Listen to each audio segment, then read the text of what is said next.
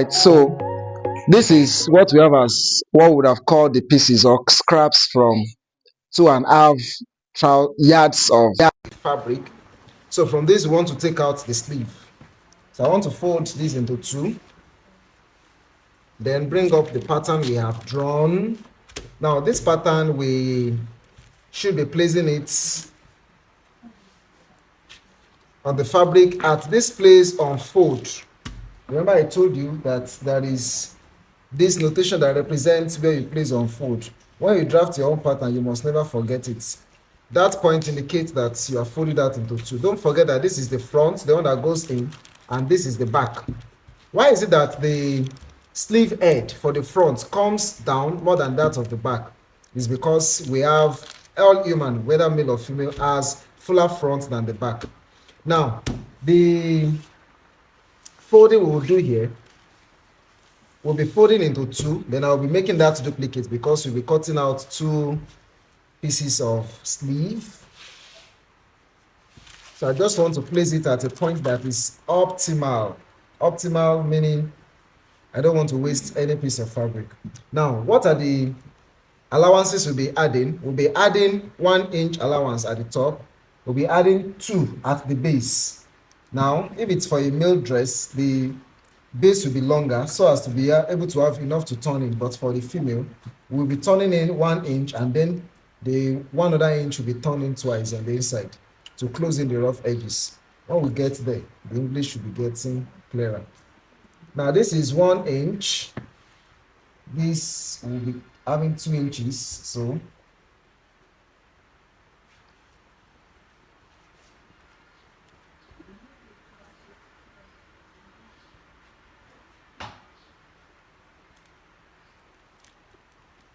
now after the folding, this way, we'll be doing the pinning.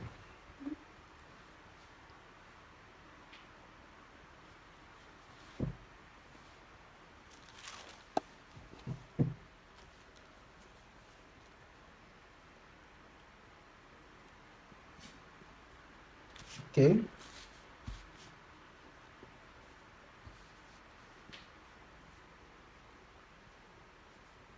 Are we still on 2 inches from the end?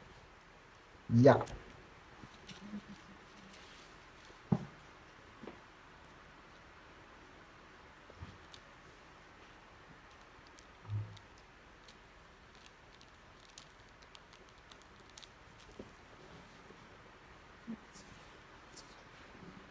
Okay.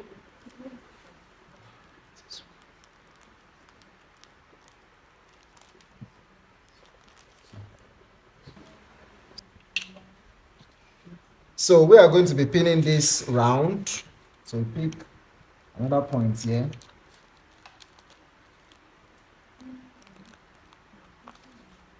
Pin. You keep pinning and pinning until you are sure the pattern is fixed on the fabric. And do it carefully to make sure that you don't pierce through the paper and tear it. Because once you tear pattern, then you are done with construction. Yeah, stop here. And what is the next thing naturally? After pinning, you want to map out the seam allowances.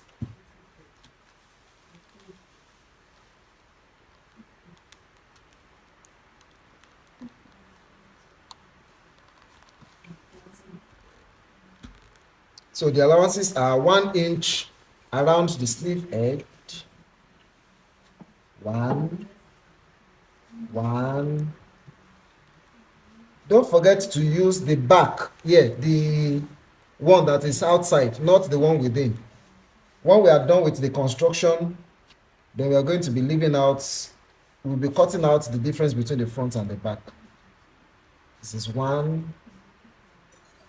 This is 1. This is 1. This is 1. And I told you that to the base we'll be having 2 inches. Here we have 3.5 plus 1 around 4.5. So this goes this way.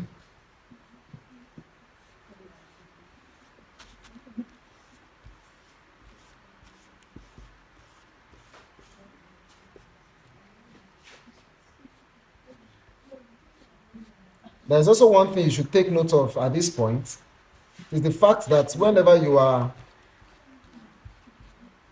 choosing the color of tailor's chalk to use on your fabric, you should make sure you choose the color that contrasts. But when you want to choose the thread for construction, you choose a thread that matches.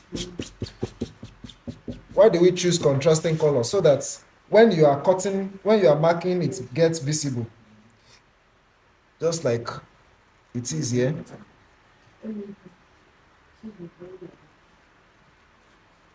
Your hand must be straight so throughout your cutting. That is very important. So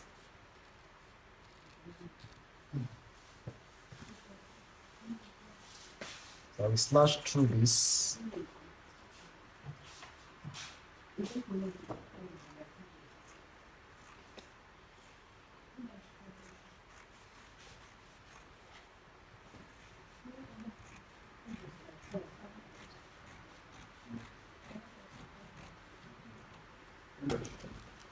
So we have this piece of fabric unused, and you see that everything is saved together at one spot, not that you have pieces littering all around.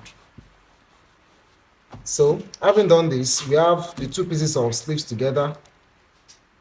Let me remove the pins. We go into our pattern store. But what we have here,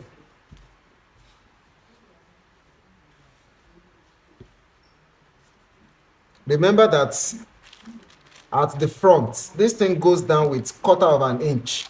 So we're going to take that out just slightly on the inside.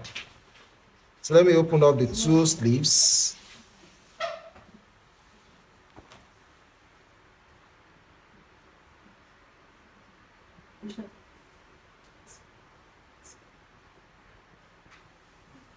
So we're going to be taking in the cutter, much like a gutter gap in between the front and the back.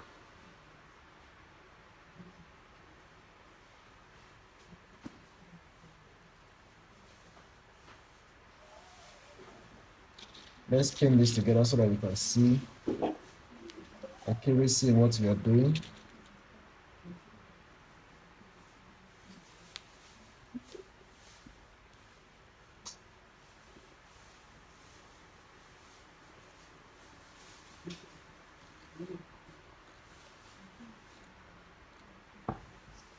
So having drawn this, we will bring back all our pattern, all our cut fabrics and mark them.